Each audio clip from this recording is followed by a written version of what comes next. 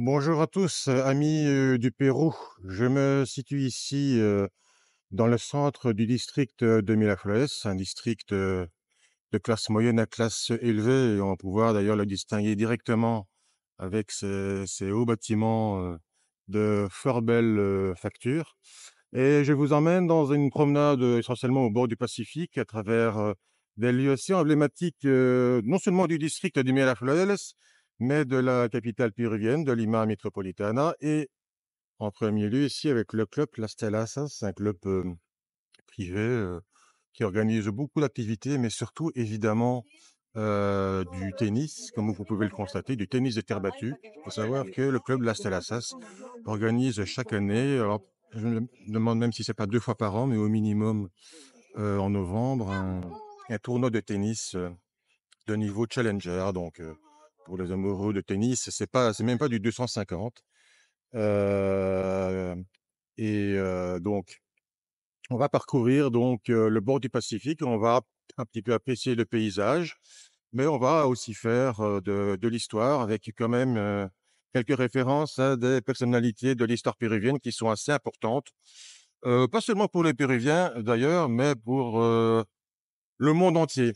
Voilà, donc je vous emmène, alors il fait relativement beau, enfin il y a quand même un ciel assez laiteux, et on voit par là que c'est plus gris vraiment au bord du Pacifique. On verra ce qu'on aura comme vue sur la baie de Lima. Mais donc voilà, je vous emmène dans cette promenade dominicale. Voilà, bah alors, au premier lieu quand même à pouvoir admirer, c'est ce qu'on appelle ici le Malecón Balta avec sa bajada. Bajada, bajar, qui veut dire descendre. Donc, en fait, vous avez le... faut toujours bien faire attention que nous avons donc une falaise à Lima, comme j'ai pu vous le raconter déjà plusieurs fois, et que pour aller au niveau de la plage, eh bien, vous avez donc des descentes, des bajadas. Bah alors ici, c'est une bajada qui est plutôt en pavé, donc beaucoup plus lente, beaucoup plus arborée. Les autres sont beaucoup plus à découvert. Et vous voyez ici, vous avez encore les terrains de tennis. Vous avez là à gauche la piscine. Donc, je pense que être associé, donc client de ce club, bah, ça va coûter bien cher. Et donc, bah, pourquoi Valta? Eh ben, c'est le nom d'un président péruvien qui a officié entre 1868 et 1872. Et il faut savoir que c'est le dernier président péruvien d'une série de présidents d'origine militaire. Donc, à l'indépendance péruvienne en 1821, jusqu'en 1872, eh bien, c'était des militaires qui dirigeaient le pays, alors qu'ils se présentaient à des élections, mais avec un fort pouvoir militaire. Et José Balta était le dernier donc de ces présidents de type militaire. Et il faut d'ailleurs savoir que le président qui devait lui succéder, eh bien, n'était pas un militaire, et les militaires qui avaient peur de perdre leur pouvoir avaient commis un coup d'État contre José Balta, qui en est d'ailleurs mort. Et donc voilà, on a une vue ici un peu plus dégagée de la Bajada Balta. Vous voyez, donc, on a donc toujours ces immeubles de fort belle facture ici. Vous voyez, c'est quand même assez agréable. Et donc là, vous avez, bah, pour bien vous montrer qu'on est dans un district de bonne société, Clinica Good Hope. Donc voilà, quand ça a un nom anglo-saxon, ça va pas coûter bon marché, certainement pas. Et on arrive là-bas, on voit au fond un pont. On va avoir aussi sur la droite un des vraiment un lieu emblématique de Lima, pas seulement de Miraflores.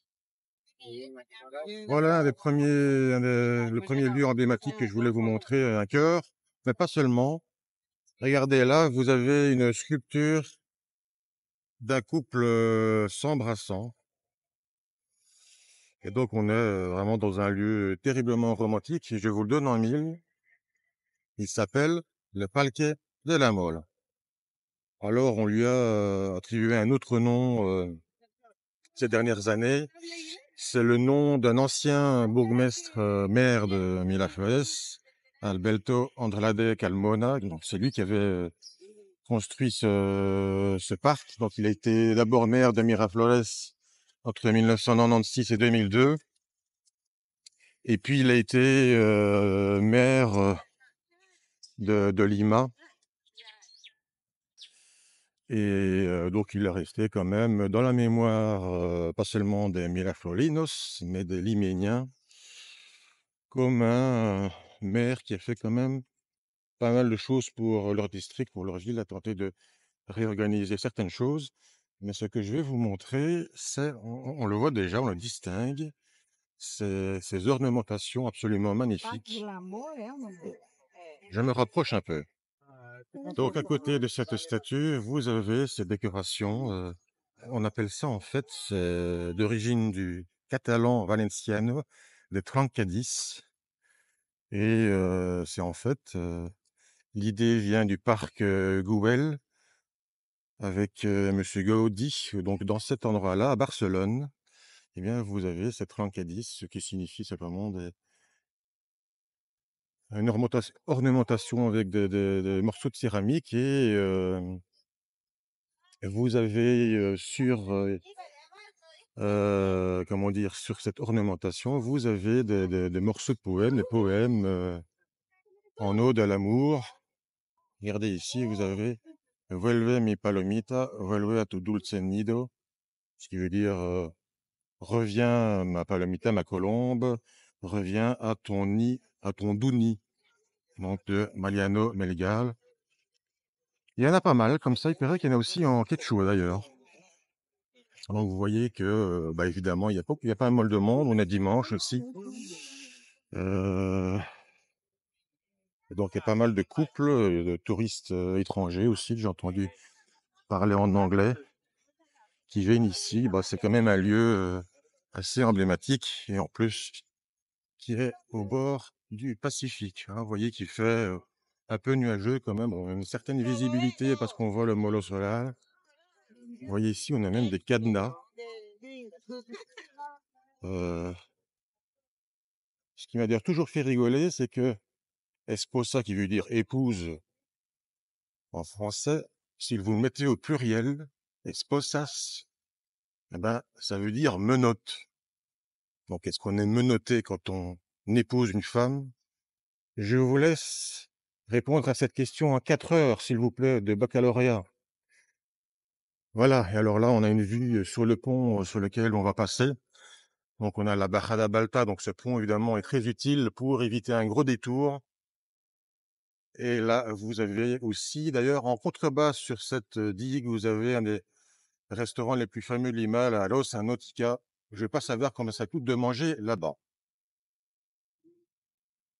Alors, autre chose aussi, eh ben, avec les fleurs, on fait des dessins ou des lettres. Regardez, là, vous avez un L, vous avez un O, vous avez un V et vous avez un E. Et là, avec les fleurs jaunes, etc., on a des dessins de cœur. Voilà, on quitte donc le parc de l'amour avec la vue sur le Pacifique et on entre donc sur le Puente Villenarey.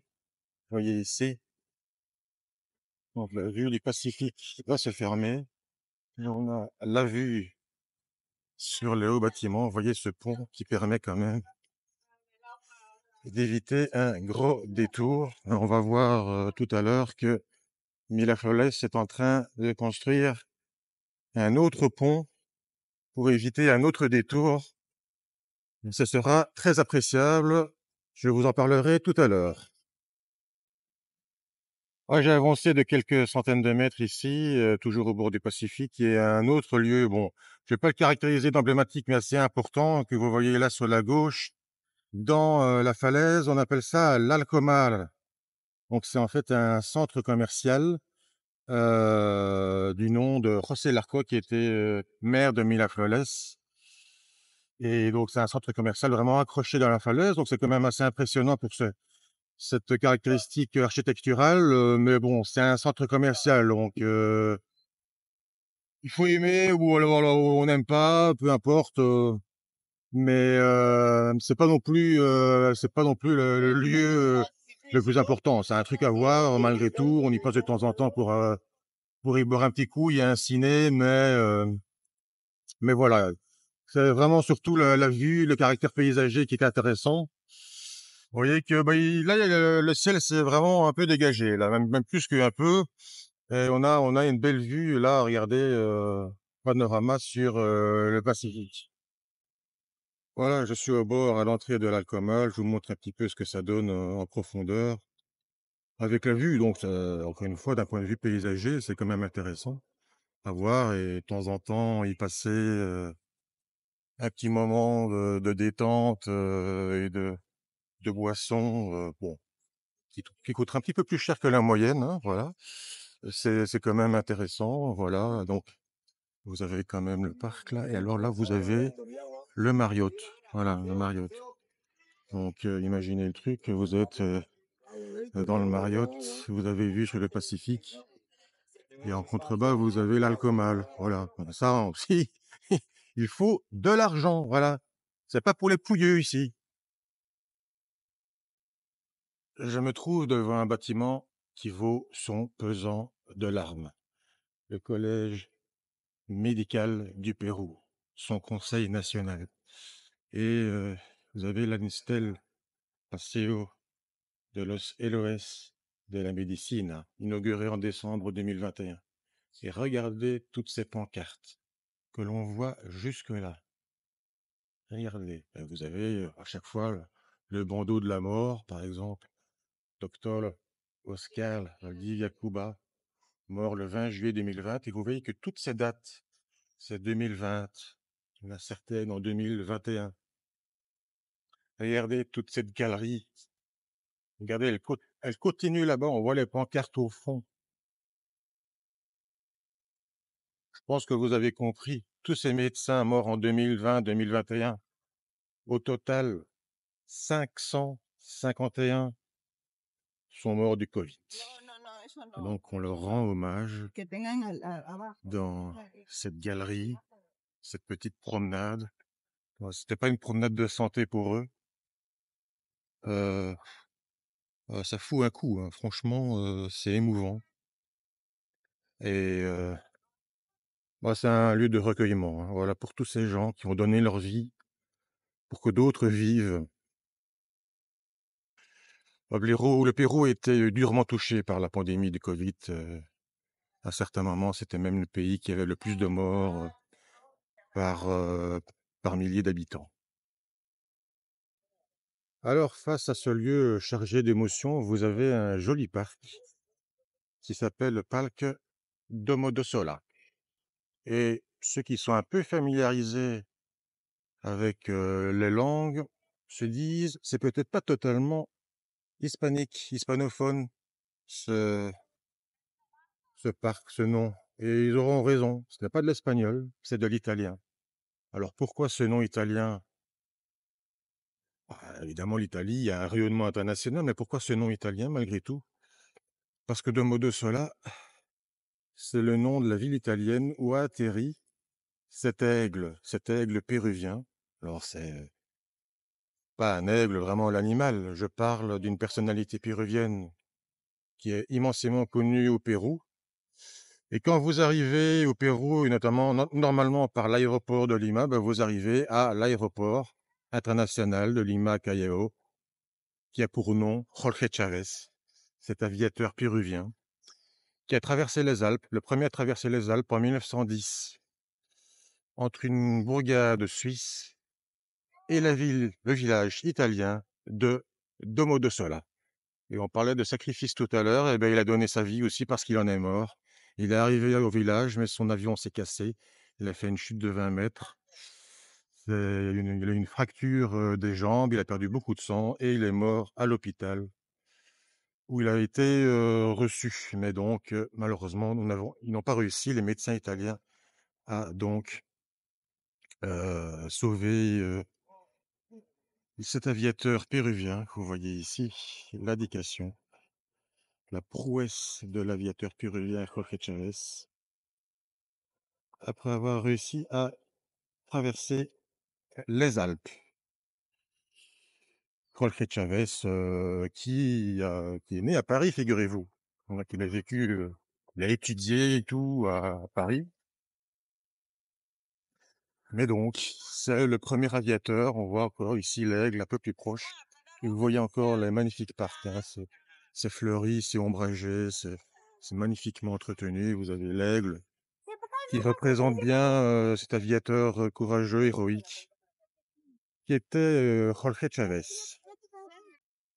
Alors, on se rapproche tout doucement de la fin de cette promenade, mais nous sommes ici déjà dans le présent corridor écotouristique, mais encore plus dans le futur, avec des travaux ici qu'on va voir. Regardez, on a déjà là, un engin. Donc, amélioration et agrandissement des services touristiques dans ce corridor touristique, avec notamment la construction d'un pont. Regardez, on va voir là. C'est pas le pont qu'on a vu tout à l'heure, c'est un nouveau. Vous voyez d'ailleurs que l'avenue en dessous est tout à fait différente. Donc, il y a un pont piétonnier, cyclo-piétonnier, qui fera 112 mètres pour la micro-mobilité, qui fera la jonction entre Miraflores, où nous nous situons encore actuellement, mais de l'autre côté, on a les immeubles de l'autre côté, c'est le district de Barranco. Donc, on va voir là maintenant, dans quelques instants, ils sont en train de construire ce pont qui devrait être opérationnel dans quelques mois, on pense, pour le printemps 2025. On espère en tout cas, les choses ont bien avancé. Et cela va certainement devenir un des futurs lieux emblématiques, pas seulement de Miraflores et de Barranco, mais de Lima. Et vous allez comprendre pourquoi. Voilà donc ce futur pont de micro-mobilité en construction. Vous voyez que c'est assez impressionnant. Et on comprend que ce sera très utile. Parce que regardez-moi ça, c'est tranché. Donc, c'est encore une barrada. On appelle ça la barrada Almendalis. Almendalis, c'est pas un nom propre, c'est un nom commun d'origine basque qui veut dire amont de rocher. J'ai fait mes petites recherches. Vous voyez, il y a encore moyen de se promener. Il y a des escaliers. Là, on peut descendre au milieu de la végétation, au milieu de les fleurs, en bas de tous ces immeubles de bonne société. Regardez-moi ça. C'est quand même un spectacle, un paysage assez somptueux. Et cette barada, bah, avant, en fait, elle était remplie, si je puis dire, par un petit canal, une petite rivière qu'on appelle le Rio Comuco, qui apparemment avait un petit peu la même origine que le Rio Surco. Revoir ma vidéo à ce sujet, c'était un canal de dérivation du Rio Rimac. Donc, oui, il avait quand même provoqué cette tranchée assez imposante, assez impressionnante. Et ils ont dû fermer cet accès c'est un accès encore une fois au circuit des plages. Ils ont dû le fermer il y a quelques semaines, pendant plusieurs jours, pour construire ce pont. Donc je vous laisse imaginer le souci, pour rester poli, que ça a provoqué dans le trafic et dans la circulation de Lima aux heures de pointe, parce que c'est quand même fort fréquenté. Et là, on est dimanche, donc ça l'est un petit peu moins. Mais c'était pas rien. Mais bon, c'était quand même nécessaire. On fait pas d'omelette sans casser des œufs. Donc là, bah, pour l'instant, vous voyez qu'on va remonter tout ceci. Vous voyez, c'est assez long et puis il faudrait refaire l'autre tour pour aller à Balanco. Donc ce pont au-dessus de cette barada et qui va donner une vue magnifique sur le Pacifique, bah, ça va clairement devenir un lieu de panorama absolument somptueux. Bah, ce pont va aussi permettre évidemment d'économiser quelques gouttes. Ça fait quand même, à mon avis, plus d'un kilomètre hein, au total. Vous voyez, quand je vous parlais à plusieurs reprises de l'alimentation en espace vert dans cette ville à 7 millimètres de pluie par an, je ne vous mens pas. Avec ce camion citerne, oh, il est toujours là. Hein, regardez, il asperge la petite pelouse là. Et donc, c'est quand même important. C'est de l'eau qui vient sans doute du Rio Surco ou d'autres choses, un autre endroit. Mais c'est nécessaire pour entretenir. Regardez encore ces fleurs. C'est vraiment sur vraiment les flancs de cette descente, cette Barrada Almendalis. Vous voyez voilà le panorama que nous avons ici. On est quasiment monté au-dessus, hein, et il faudrait repasser de l'autre côté pour aller à Balanco. Et donc ce pont va permettre d'économiser quand même quelques gouttes. Encore une fois, c'est sur cette vue que je vais vous laisser après cette promenade. J'espère que vous l'avez apprécié. Et donc, n'hésitez pas encore une fois à soutenir la chaîne pour qu'elle se développe. D'autres vidéos sont en préparation. C'est quand même la Semaine Sainte a commencé ici à Lima. Donc, il y aura à mon avis l'occasion d'en parler. Mais il y a d'autres sujets, d'autres endroits à discuter sur ce pays. Et donc, je vous donne rendez-vous très vite pour d'autres vidéos. À bientôt.